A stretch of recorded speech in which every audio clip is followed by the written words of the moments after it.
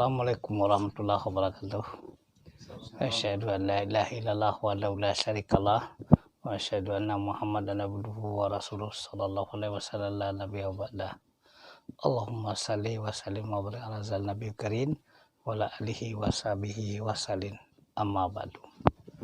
Sebelum menonton videonya, pastikan Anda sudah menekan tombol like dan subscribe. Dua khutbah. Itu kok laki-laki. Jadi di waktu jam lah di sembahyang Jumat lah dijalankan, itu kok dua kali azan. Azan pertama menandakan waktu akan masuk. Jadi sesuai juga ayat yang berbunyi dalam Quran. Apabila terdengar suara azan pada hari Jumat, cepat-cepatlah kemari kamu akan Allah. Kalau seandainya azan sekali saya langsung khutbah, sedang orang apa mengajar. Sehingga dua kali orang azan. Itu kok dua kali azan?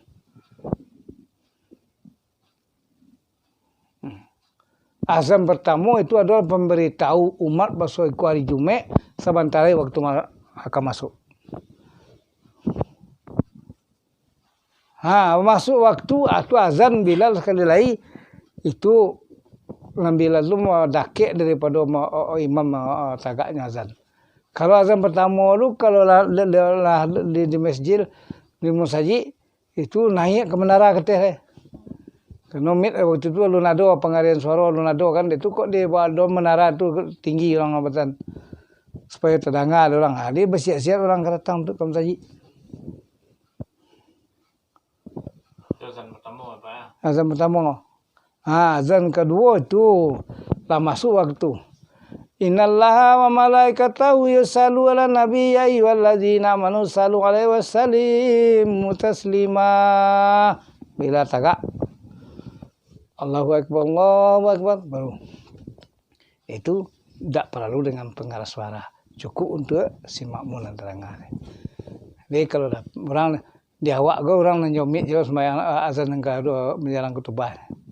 Kalau kini hampir sekali saja. Coba kalau sekali Pak, kan zaman Rasul 2 kali. Itulah kira-kira perubahan itu mungkin menurut pengajiannya masing-masing. Makanya di negari-negari mana orang tetap bertahan itu. Negari-negari gak. Orang na modern, na muda-muda, na buya-buya, na lah santiang-santiang kini kok. Orang-orang na lah tinggi-tinggi ilmu membertahan itu. Tapi kalau orang-orang kuno, orang-orang lama, sedengok tak mau bertahan karena betul nak diterima. Ada ayat sesuai je ayatnya. Kok apabila terdengar suara azan. Kalau seandainya lah naik seketik ketimbangan orang azan itu ada baganya kajar orang dah.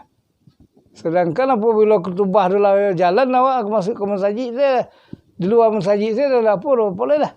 Lain diterima, tapi tentu tidak sepenuhnya. Diterima.